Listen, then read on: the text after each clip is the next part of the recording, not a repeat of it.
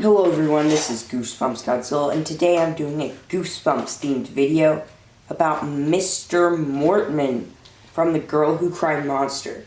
So, real fast, I'm going to have spoilers for The Girl Who Cried Monster, I Am Your Evil Twin, The Barking Ghost, Why I'm Afraid of Bees, and Stay Out of the Basement, and a little bit of Shocker on Shock Street. So, let's get started, and viewer beware, you're in for a scare. So, in the end of The Girl Who Cried Monster, Mr. Mortman, who's a librarian, and he's a monster, after the library closed, I'm just going to say real fast, he turns into a monster, and eats all these kinds of bugs and turtles and stuff. And in the book, the main character, forgot her name, sees Mr. Mortman doing this. She runs away, no one believes her. Not runs away, she runs back to her house, no one believes her. She keeps trying to prove that he's really a monster. Well, in the end, the main character's parents invite Mr. Mortman over for dinner. But then when Mr. Mortman asks us for dinner, they say, "You," and they gobble him up. The main character's parents gobble Mr. Mortman up. And I really feel sorry for Mr. Mortman. He loved his job as a librarian. He never hurt the main protagonist. All he really did was eat flies. And that was it. That's all he really ever did. Was just eat flies and maybe threaten the main protagonist a little bit. And that was it. And did that deserve being eaten alive? No, it did not. So, yeah. And so, yeah, I just felt really bad for Mr. Mortman. Started wondering if maybe he could still be alive. And maybe that Mr. Mortman, who's having dinner with the main protagonist's parents, wasn't really Mr. Mortman, but was actually a clone of some kind. So I looked through cloning from several other Goosebumps books. Oh, I'm sorry about that. Dropped a book. And I found two likely choices. He was cloned, kind of like the main protagonist in I Am Your Evil Twin. Or he could have been a plant clone from Stay Out of the Basement. And so I had to use a little bit of deduction skills. But I chose that he wasn't a clone from I Am Your Evil Twin because it is never shown that he has a blue mark on his thumb. So really, that one's out of the question. But then, the plant clone from Stay Out of the Basement, when you think about it, is actually very, very likely. So in the events of Stay Out of the Basement, there's this scientist named Dr. Brewer, and created a plant clone of himself. Then the plant clone overpowered Dr. Brewer and took over his life. And this is what could have happened with Mr. Mortman from The Girl Who Cried Monster. So the Dr. Brewer plant clone version spent several hours doing experiments in the basement. But why? Why would he's just a plant clone who took over Dr. Brewer's life. What would he be doing in the basement? What happens if he was cloning other people? And one of those other people was Mr. Mortman. I think this is very likely because plants need water, correct?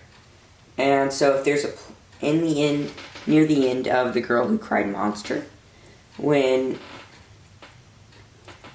Mr. Mortman was sitting on the couch, on the main protagonist's parents' couch, he grabbed water and spilled it on his lap. This may not seem like much, but it's actually a lot more than meets the eye. Why would he be so nervous? He doesn't know the main protagonist's parents are monsters. And since he's the only monster in the room, he could easily defeat the whole family. Why would he be nervous? And that's because he maybe had a lack of water. Plants need water. And so maybe he intentionally poured that water on his lap so he could soak up the nutrients, just like a plant does with roots. Another thing is that Mr. Mortman ate flies. And what happens if Mr. Mortman is actually a normal librarian? And during the whole events, though, of The Girl Who Cried Monster, it was actually the clone, because he was eating flies. And you know what also eats flies? Venus flytraps. So, Mr. Mortman could be a clone, a plant clone from a Venus flytrap, and that's why he has an appetite for flies, which you can see on the cover. But that's just a whole sub-theory out of the whole theory. And this is just trying to prove that Mr. Mortman is still alive. And so, and also, just to prove that Mr. Mortman is also still alive, is that, so the events of this book took place in 1993 or so. But in Goosebumps Horror Town, a recent mobile game, basically building your own horror town from Goosebumps, Mr. Mortman's in the game. How could Mr. Mortman be in the game if he died all the way back in 1993? So I was wondering, and I was just wondering, and I kept thinking, how could Mr. Mortman be in Horror Town when it's from the past, when during the whole entire game he stays in that horror town? So I say that after Plant Clone got eaten by the main character's parents, he moved to Horror Town, and that's where he stayed there for the rest of his life. That would explain that Mr. Mortman never leaves the game. He never leaves the game. And so that means that he's going to stay there for the rest of his life. And the plant clone died in 1993.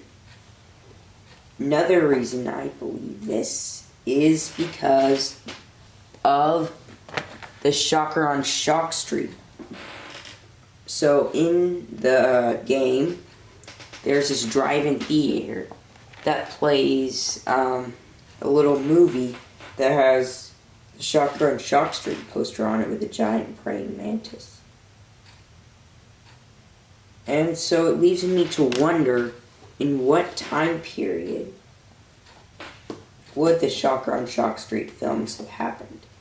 They could have just been along with the year of the book's release, 1995. Or, I'm thinking of something way different. I'm thinking the Shocker on Shock Street takes place in the future. And so that would explain how the film was on at that drive-in theater in the game. It takes place in the future. And also, so in the book, these two huge, what are they? Shocker and Chalk Street fans went to this place called the Cave of the Living Creeps. And so, when they got there, there's these giant praying mantises.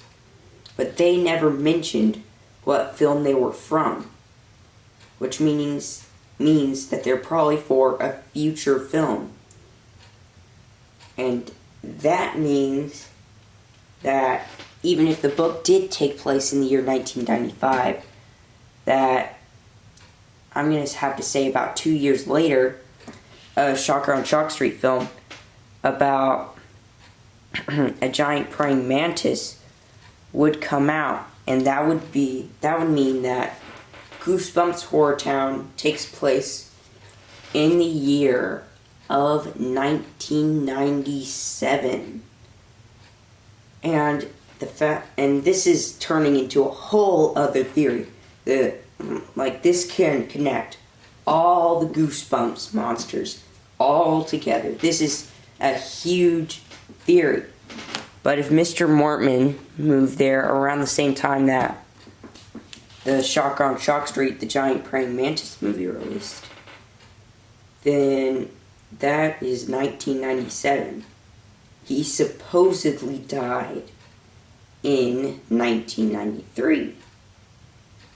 So that means he's still alive and well. And fans of Mr. Mortman, I hope you're happy.